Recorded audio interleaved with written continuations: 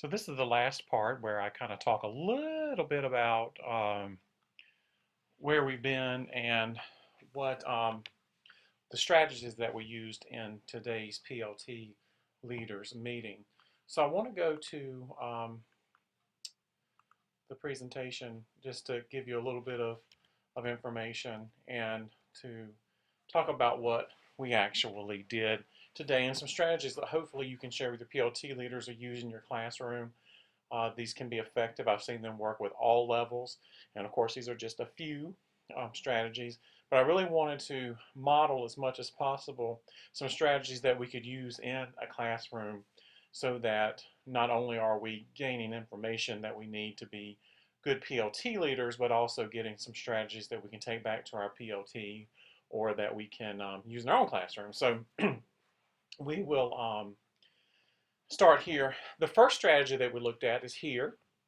And it's a nice literacy strategy that I've used before, and it really gets students to think about economy of words and the importance of words. The literacy strategy of coming up with a 6-word summary for an article, some sort of, I've done this before with an entire chapter in a book or whatever it may be, but having students think of a 6-word summary. This is something that they could do as a group. This is something they could do as an individual. And then what we did there was to post it on Padlet so that everyone could see it and comment on it. So it brings that technology element into it as well. Of course, there was lots of use of collaborative group work and the technology integration, which I just talked about, Padlet, and giving you the chance to have that group think of coming together and thinking about how we work collaboratively. One thing I want to mention here about collaborative group work, as it's part of the performance appraisal instrument that we use. The difference between group work, collaborative work, and cooperative learning. Those are all terms that are not necessarily interchangeable. And I think it's important that part of what we're trying to do with collaborative group work is give students the tools that they need to create teams and collaborate on their own. So when they're presented with a challenge in the classroom, or better in the real world, they can put things together and match people's strengths to where their strengths are. And that brings me to the third bullet point, the organized teaming. Early on in teaming, we certainly might want to model for them what that looks like. And this was with the colored coded cards where students were given specific assignments.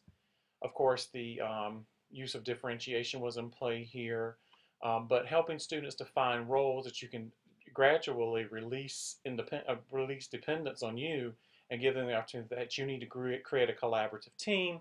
And by doing so, they automatically will have a leader, a scribe, et cetera, et cetera, et cetera. One of the other strategies we used is station-based learning, sometimes called centers. A little trick from the elementary school friends of ours.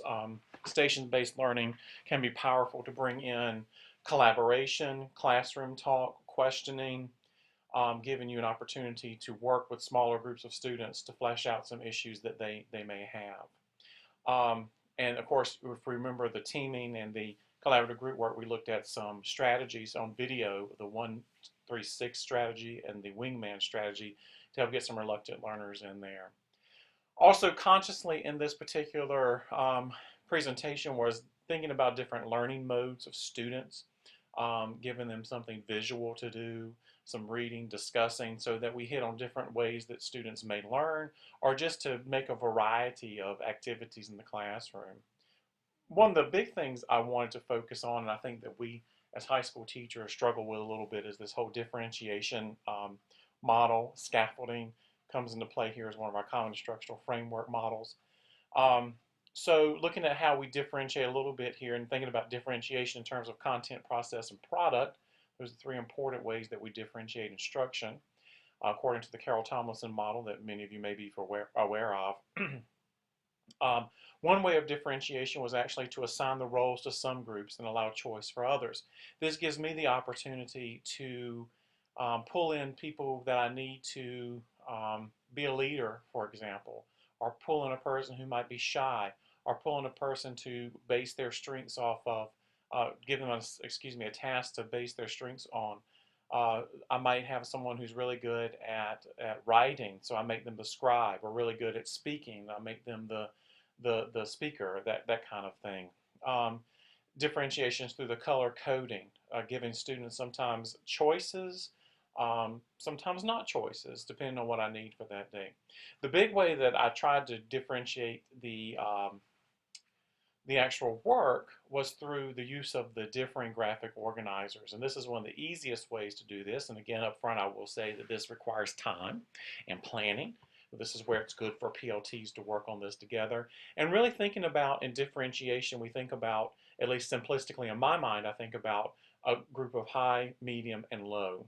Um, and that's relative to your class. So thinking about uh, this may be high, medium, low readers. This could be high, medium, low performers. This could be, high, medium, low kids with work ethic and those kinds of things like that. And then thinking about how we might meet their needs and how we might group those kids heterogeneously or homogeneously sometimes. So one of the ways that we did here was we had a group where you may have a group or two that need additional support, and they need prompts to be able to follow along and do well. Those would be the students or the groups that you might give a little more prompting to in their graphic organizers. You might give them a graphic organizer that asks specific questions that they can follow along with and get the answers to. Your medium group might just need some bold headlines to get them focused on the different parts of what they're reading. For example, in this particular strategy, you might have a group that really needs little guidance, but you still need some proof of their work. So you might say to them, find the 3 most significant ideas, or find the 4 most significant ideas.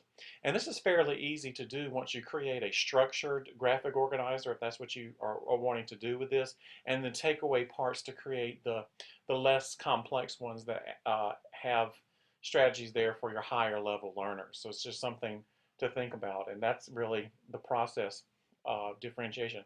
One of the things I think is important to think about here too, though, is that even though the kids went through, or even though you would go through different processes of getting information, everybody was led back to that chalk talk, and everybody had to do that.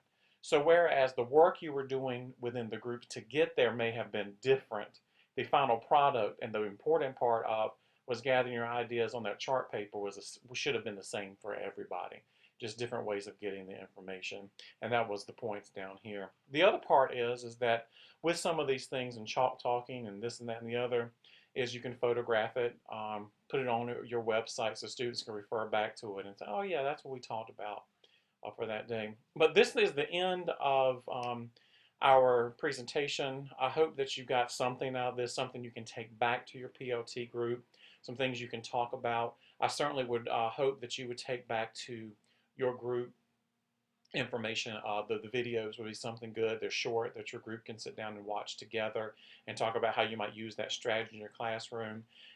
There are videos on the teacher channel that are very short and address a variety of needs that you may also want to pull in. Just think about how could we do that in our classroom. And as we move on through this year, we're going to talk a little bit more about some of these strategies. And what I'm hoping to do is align all of this work with our common instructional framework, which I deeply believe can help transform classrooms if we're all focused on it and giving kids the opportunity to do these 6 strategies on a daily basis in class. So I hope you've gotten something out of it. We will be back together at some point in time, probably virtually the next time that we meet. Hopefully saves you a little bit of time, and this format has helped some of you who could not be there to get the information that we had. So until next time, thank you and have a good one.